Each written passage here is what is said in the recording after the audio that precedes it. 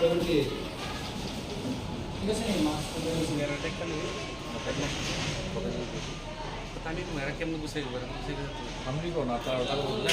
হলো যেসব 6, 7, 8, 9, 10 যেসব ছাত্ররা খুবই দুর্বল, বিশেষ করে 5 থেকে যারা 6 চাইছে তারা লিখতে পারে না, পড়তে পারে না, তার যোগ পারে না, গুণ পারে না, ভাগ পারে না, এবং যারা বছর 8 পর্যন্ত যারা পাস করে উঠছে তারা আমরা যেহেতু অনেক আমরা আগে গেছি তারা আমরা ভ্যাকেশনে আমরা ক্লাস করাতেছি।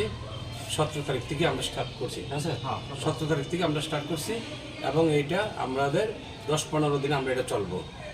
অর্থাৎ দুর্বল ছাত্ররা যাতে তারা যে জায়গা খালি আসলো এই জায়গাটা আমরা স্বয়ংসম্পূর্ণভাবে করে দিতেছি। এটা হলো আমাদের মূল উদ্দেশ্য।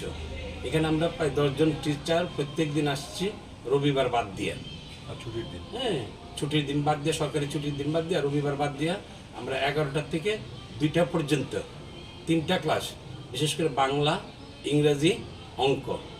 বাংলার মধ্যে হলো যারা বাংলা পড়তে পারে না তারা আমরা কীভাবে হাতে কলমে আমরা পড়াইতে পারি এটা আমরা গুরুত্ব দিতেছি।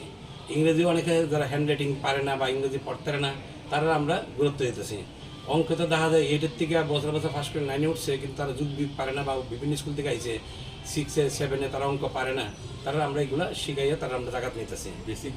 বেসিকটা বেসিকটা আমরা সঠিকভাবে দাঁড় করাইতেছি যাতে আমাদের পরবর্তী ক্ষেত্রে অসুবিধা না হয়।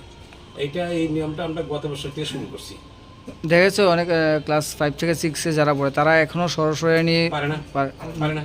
তো এই বিষয়ে এই জিনিসটি কি কারণে হইতেছে? হ্যাঁ, এটির জন্য বিশেষ করে আমরা যে নিচে ক্লাস থেকে যারা আইছে তারা বই পড়তে পারে না, কিন্তু তার কাছে এরা 5 থেকে কোন ক্লাসে আইছে 6-এ পাস করে আইছে। এই যে ব্যাকরণটা, এই যে খালিটা, যেমন যারা পড়তে পারে না, ABCD জানে না, যোগ পারে না, গুণ পারে না, ভাগ পারে না, এই ভ্যাকেশনটার মধ্যে আমরা তারা এটা ফুলফিল করে নিয়ে নেব। বা একটা বিষয় আপনারা জানাতেন যে এত সারা বছর পড়িয়েও তাদেরকে এতটুকু করা যাচ্ছে না, তো আপনারা 16-17 দিন পড়িয়ে ওদেরকে এতটা করতে পারবেন? পাশাপাশি আমরা আবার ওই প্রতিদিন স্কুলে যখন নর্মাল স্কুল থাকে প্রতিদিন স্কুলেও আমরা ওই স্টুডেন্টের জন্য আলাদা একটা সেশন করি, হয়তো বা